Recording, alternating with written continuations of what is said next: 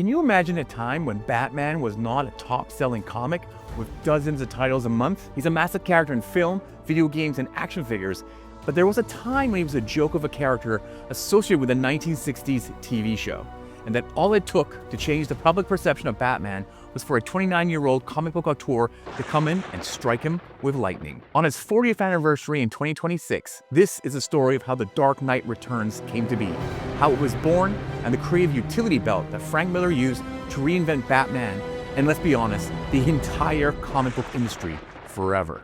In the mid-1980s, the comic book industry was evolving. The classic, made-for-kids interpretations of superheroes were giving way to more mature, gritty storytelling.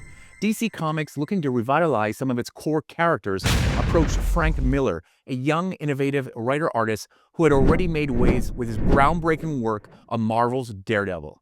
Miller, with colorist Lynn Varley and inker Klaus Janson, was given the reins to reimagine Batman. But this wouldn't be a typical origin story or a continuation of existing continuity. This was something different. Miller envisioned an older, retired, and embittered Bruce Wayne, forced back into action in the dystopian Gotham City. His vision was bold, bleak, and uncompromising. It challenged everything readers thought they knew about the Caped Crusader. DC Comics took a massive gamble, and that gamble paid off in a way no one could have predicted. The Dark Knight Returns was originally published as a 4-issue limited series in 1986, but its impact was so profound that it quickly transcended its initial comic book format. It set a new bar for what a superhero comic could be and what it could do. To understand why The Dark Knight Returns looks and feels the way it does, we have to look at the specific boiling point of the mid-1980s. Frank Miller wasn't just writing a superhero story. He was reacting to a world that felt like it was on the brink of collapse. The story is a direct reflection of the socio-political anxieties of the mid-1980s in the US. Miller lived in New York City during a period of record-high crime rates. The mutant gang in the comic wasn't just a sci-fi trope. They represented the faceless, senseless violence people feared in the subways and streets at the time. The Reagan era was defined by the looming threat of nuclear war with the USSR. The 80s also saw the rise of the 24-hour news cycle, the birth of CNN, and sensationalist talk shows like The Phil Donahue Show. Miller used the TV screen panels to satirize how society processes tragedy through expert talking heads and sound bites, a technique that was revolutionary in 1986. The decision to make Bruce Wayne 55 years old was both a creative necessity and a personal milestone for Miller. By making Bruce 55, Miller could maintain the mentor-father dynamic and make the character feel legendary again. Making Batman older added stakes. For the first time, readers saw Bruce Wayne having to wrap his joints, use heating pads, and rely on strategy because his body was failing. It made his determination feel more heroic because it was physically painful. It allowed Miller to ask, what happens when a man whose entire life is defined by a childhood vow finally runs out of time? The 1983 film Sudden Impact, the fourth of the Dirty Harry films starring Clint Eastwood, is the DNA donor for The Dark Knight Returns. Frank Miller has frequently cited it as a massive influence on the tone and premise of the book. In Sudden Impact, Clint Eastwood's Harry Callahan is 53 years old, and the film opens with a retired feel. Callahan has been forced into a desk job before he's compelled back into the field.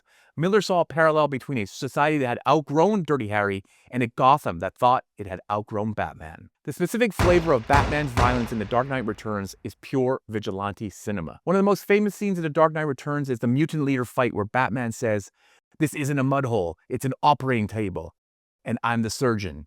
In the creative bridge between Daredevil and Ronin, Miller perfected a visual language that shifted comics from illustration to cinematography. On Daredevil, he pioneered the use of heavy negative space and chiaroscuro, utilizing deep, ink-heavy shadows to hide the hero, a technique he learned from film noir and graphic storytelling masters like Will Eisner, the creator of The Spirit. This technique would later be taken to its extreme in Miller's Sin City comic series and Sin City films. This art style made the environment as oppressive as the villains. By the time he reached Ronin, he integrated decompressed storytelling from Japanese manga, specifically the quiet pacing of Lone Wolf and Cub.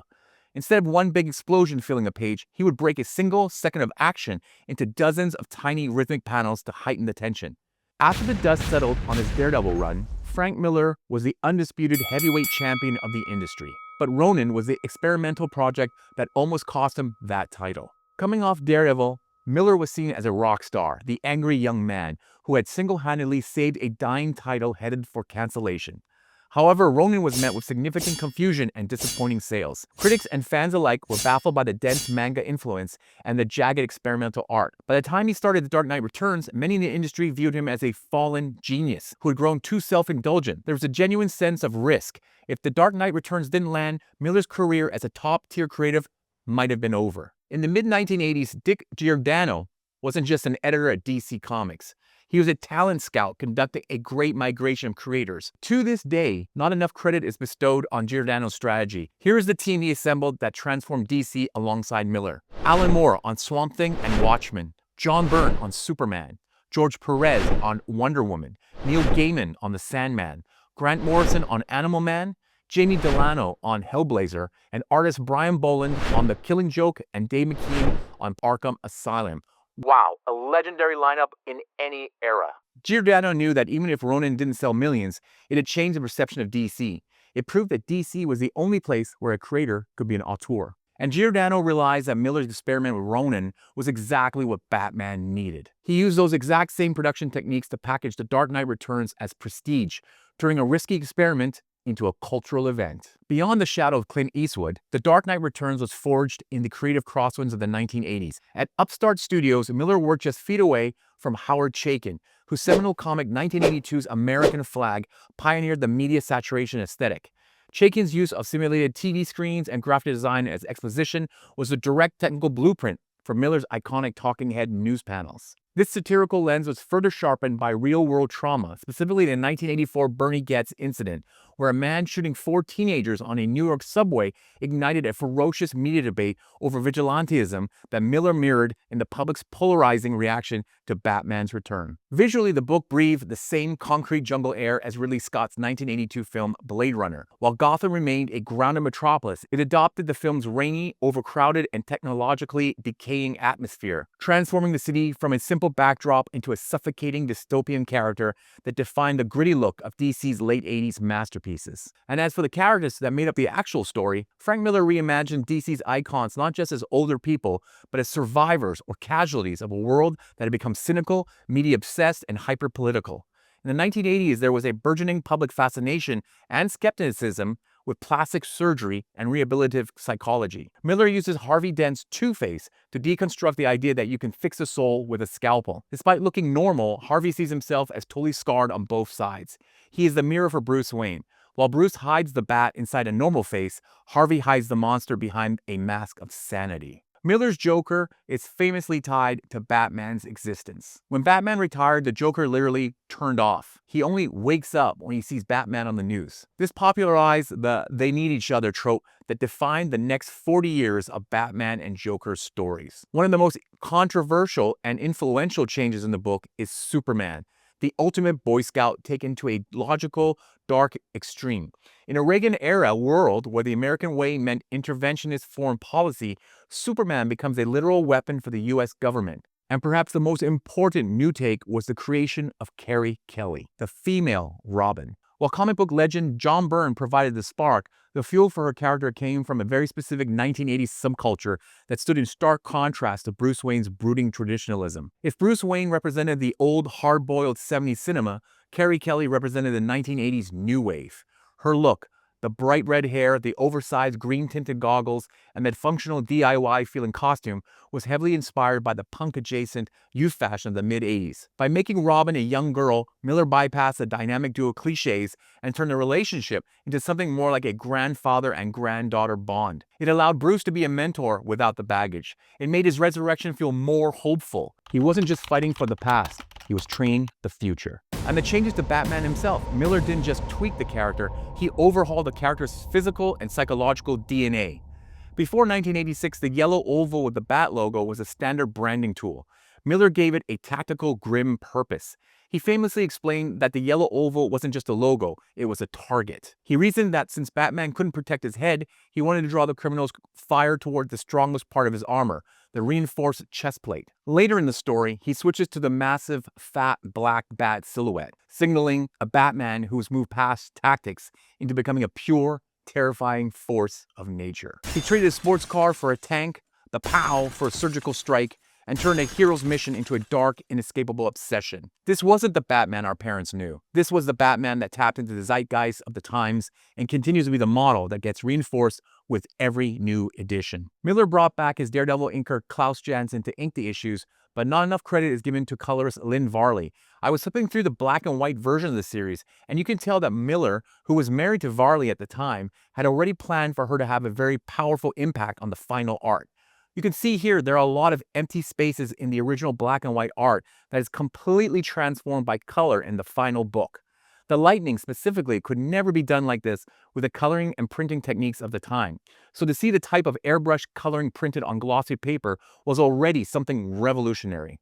I also discovered recently that Miller went in and tweaked some of the final inked pages as he wanted a more open look to his art than Janson was providing. When The Dark Knight Returns #1 hit stands in February 1986, it didn't look like a standard comic. It was a prestige format book.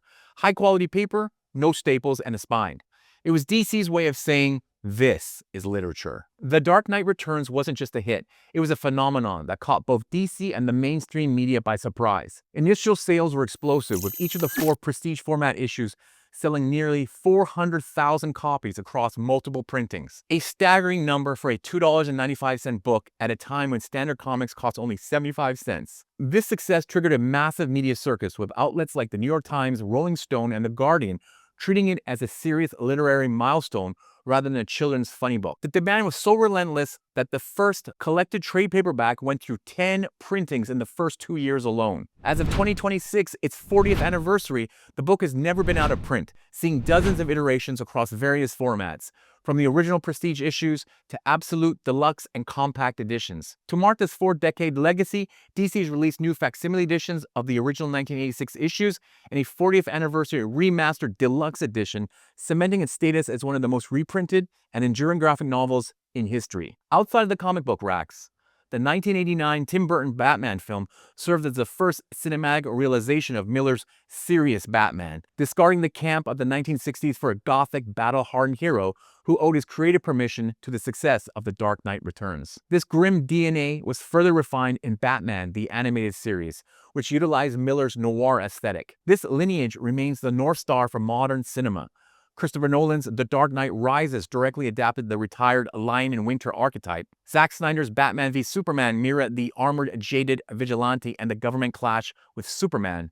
And Matt Reeves' The Batman leaned into the rain-soaked urban decay and media-obsessed Gotham that Miller first sketched in 1986. Miller has come back to the well 3 times since, with 2001's The Dark Knight Strikes Again, 2015's Dark Knight 3: The Master Race, and 2019's Dark Knight Returns: The Golden Child. And while all interesting takes on the world he had created in 1986, never matching the raw, unflinching masterpiece of the original, Miller took the urban decay of New York City, Cold War nihilism, and injected them directly into the veins of Gotham City. It definitely was lightning in a bottle. Here's to a happy 40th to The Dark Knight Returns. It changed my life, and probably yours too.